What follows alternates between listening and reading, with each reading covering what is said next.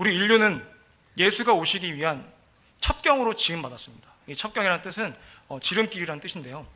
예수님께서는 아버지와 동등됨을 취하지 않으시고 그리고 아버지를 너무 사랑해서 영원히 겸손하시기 위해서 이 땅에 오셔서 죽음을 맛보려고 이 땅에 오셨습니다.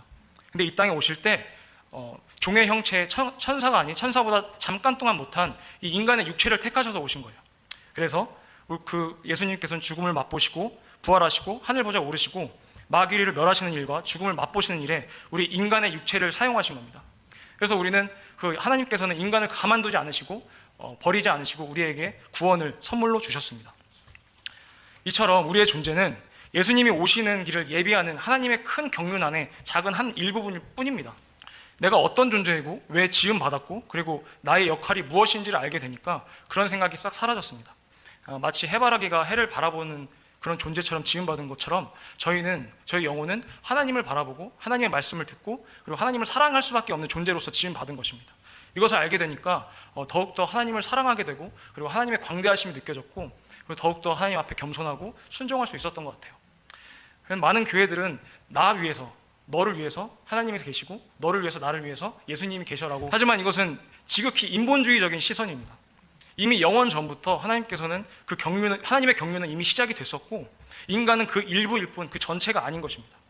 다들 아시다시피 저는 이제 배우라는 직업을 좀 오랫동안 해왔었는데요. 이 작품을 시작하기 전에 연습이 들어가면 연출과 스태프과 배우들이 모여서 이 작품에 대한 연출의 의도라든지 아니면 작가가 하고자 하는 메시지 이런 것들을 공유를 합니다.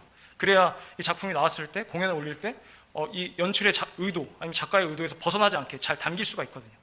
그래서 그러다 보니까 저는 그런 시간을 갖고 나면 배우로서는 저는 그 작품의 이해도가 올라가고 그러다 보니까 연기하는 그 퀄리티가 좀 올라가게 돼요. 그러면서 제가 그 상황 안에서 그 상황을 정확하게 인지하다 보니까 그 상황 안에서 자유롭게 되더라고요. 근데 이것이 저는 저희 신앙생활과 맞닿게 생각이 들었어요. 그러니까 하나님께서는 지금 이 경륜을 연출하고 계시지만 그 연출하는 그 안에서 하나님의 의도를 알지 못하고 신앙생활을 하는 것과 그 의도를 알고 신앙생활하는 것은 정말 천지차이라고 생각합니다.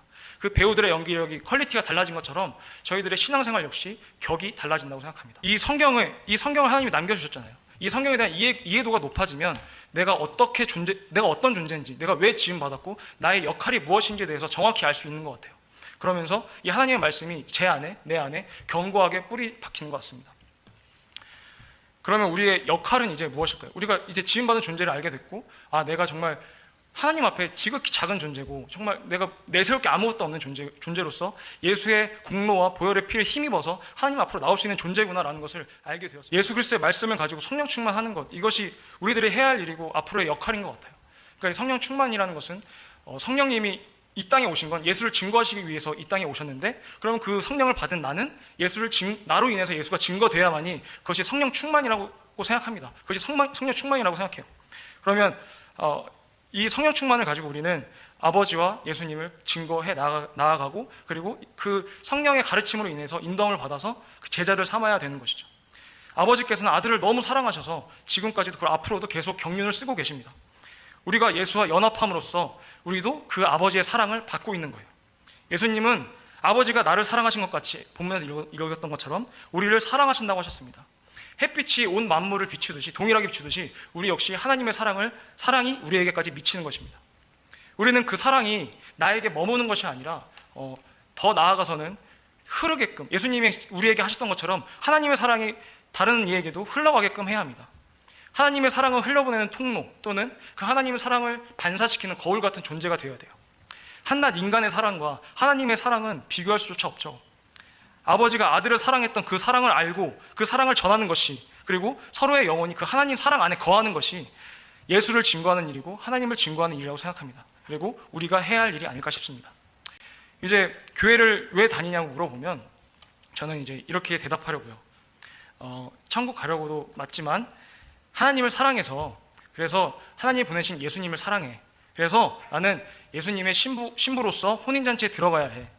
그래서 예수를 믿어. 예수를 믿어야지만 하나님 앞으로 갈 수 있거든. 그래서 난 교회를 다녀. 그러면 또 그 사람 또 트집을 잡겠죠. 왜 사랑하는데? 그 사랑이 뭔데? 너 해바라기는 왜 해를 쳐다봐? 이유 있어? 우리는 그런 존재로 지음받은 거야. 우리는 하나님을 사랑할 수밖에 없고 우리는 하나님의 사랑을 입어야지만 살 수 있어. 그러지 않으면 우리는 죽는 존재야. 그래서 우리는 사랑을 해야 하고 하나님의 사랑을 전해야 돼. 너도 그 큰 하나님의 사랑을 느껴볼래? 이렇게 얘기할 것 같아요. 네. 세상 사람들은 고작 인간들끼리의 사랑을 경험합니다.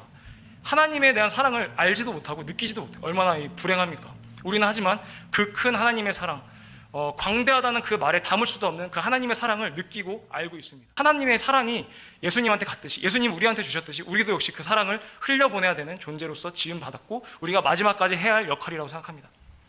그러면 우리는 이제 그 큰 사랑을 모든 자들에게, 그리고 그 사랑을 모르는 자들에게 흘려보내는 저와 성도님이 되길 기도하고 축복합니다.